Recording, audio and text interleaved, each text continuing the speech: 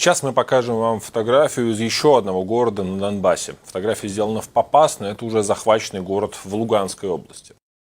И вот вы видите на фоне разрушенных домов российский танк с латинской литерой Z, а на танке коробки, одеяла, явно гражданские вещи.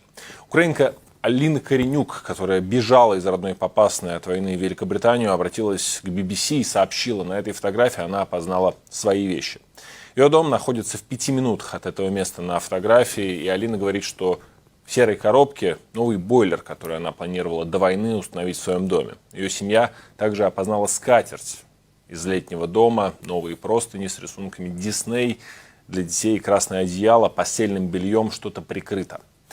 Алина предполагает, что это другая техника, которая оставалась в доме. И мы поговорили с самой Алиной Коренюк. Далее фрагмент этого интервью.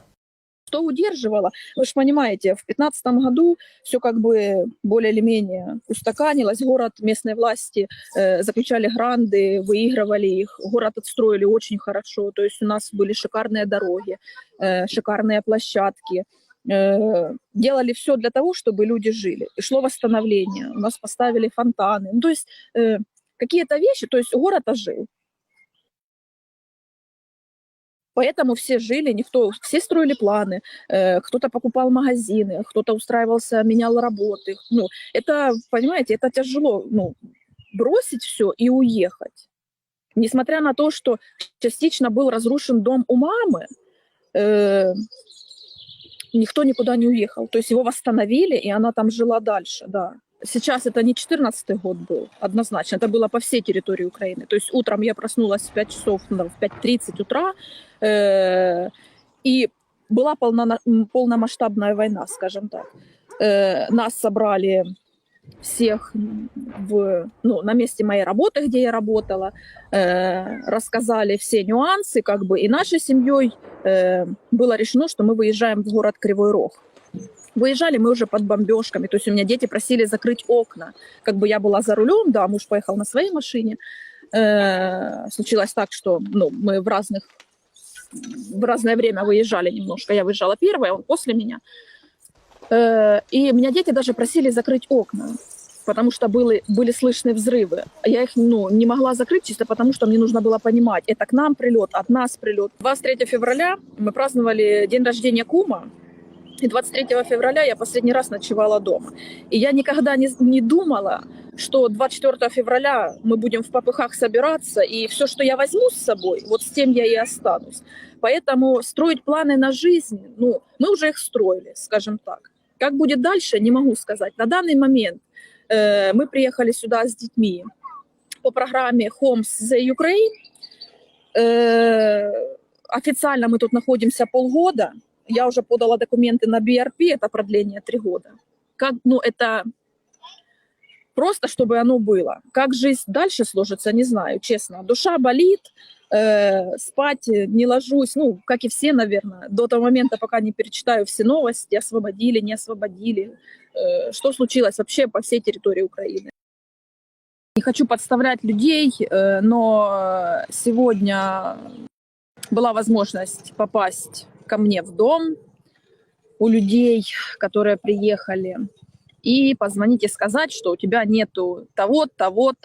Собственно, ничего в принципе нет, остались те вещи, которыми пользуются военные и живут в доме, скажем так.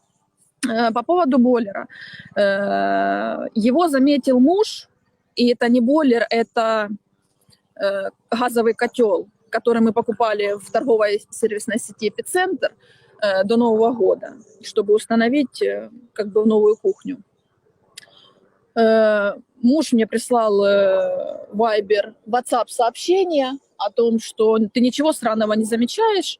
Я начала всматриваться. Естественно, я мало заметила эту коробку с котлом. Прежде всего, я заметила постельное детское, которое ни разу не было открыто. Это была детская постельная Disney. Я его покупала, то есть у нас по четвергам, каждый четверг в городе Попасной приезжали торговцы, которые продавали европейские товары. И непосредственно это белье было куплено вот этих торговцев.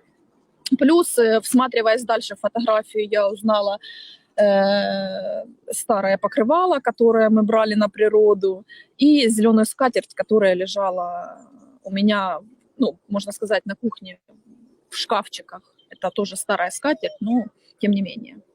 И это все, в это все было что-то обмотано. Что я сказать не могу. Но я теперь понимаю, да, это был телевизор, ну и другие как бы вещи. Факт просто, вы поймите, факт не в этих вещах. То есть, как сказать, по чистой случайности в этот кадр попали мои вещи. В Попасной проживало приблизительно 15 тысяч населения, которые, в принципе, в такой же ситуации, как и я. Они остались без дома, без крыши над головой, без вещей, без... То есть у многих даже намного худшая ситуация. То есть они в чем были, в том и выехали. Если мы непосредственно с детьми, мы хотя бы что-то с собой взяли, какие-то документы, первоначальные вещи, я имею в виду, вот, первоначальные вещи. Но многие люди выезжали просто, сломя голову, мы раз и поехали.